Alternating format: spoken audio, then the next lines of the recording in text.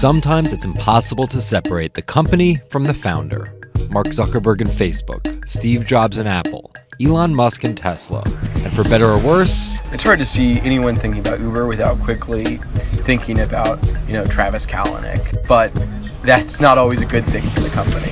That's Eric Newcomer. I cover Uber and startups for Bloomberg. Kalanick has become a lightning rod of controversy in the tech industry over the past few years. And Seth Meyers said he's what happens when you spray Axe body spray into a suit until it became sentient. And right now, Kalanick and Uber, his $69 billion brainchild, are at an inflection point.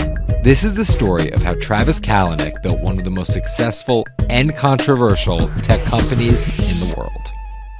Travis Kalanick was born in 1976 in Los Angeles. He attended UCLA to study engineering, and he also started his first company, an online file exchange service called Scour, with some of his UCLA classmates. Months before graduating, he dropped out to work on Scour full-time.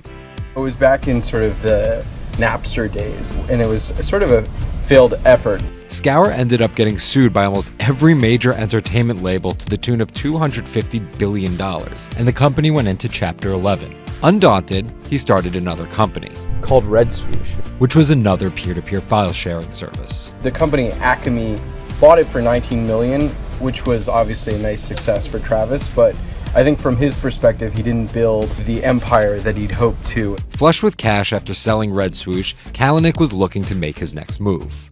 The story goes he was in Paris with his friend Garrett Camp, who had founded social site StumbleUpon, and they started talking about this idea of calling a car with a push of a button. He started Uber, originally called Uber Cab, in 2009.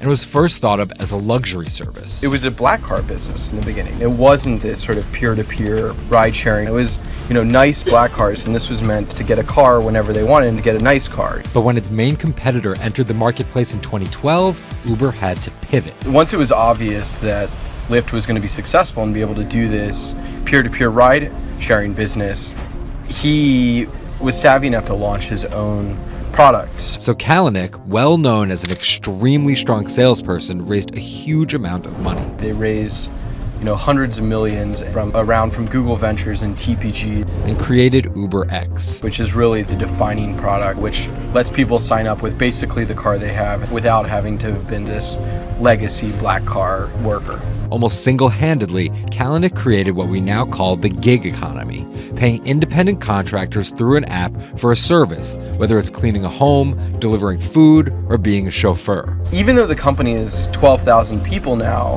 he very much has a reputation for trying to sort of cut through bureaucracy and keep it like a startup. But Kalanick has also been criticized for a number of incidents. The Boober incident comes up sort of so often. In a 2014 GQ profile of Kalanick, he referred to his company as Boober because of his increased success with women as the CEO of Uber. Then the PR missteps kept coming. In just the first 3 months of 2017 alone, there were enough gaffes, leaked videos, and negative headlines that could easily sink a company. They blame everything in their life on somebody else. There's this constant clamor for him to grow up. The company is sort of in the middle of trying to decide whether he can really be their identity, both publicly and internally.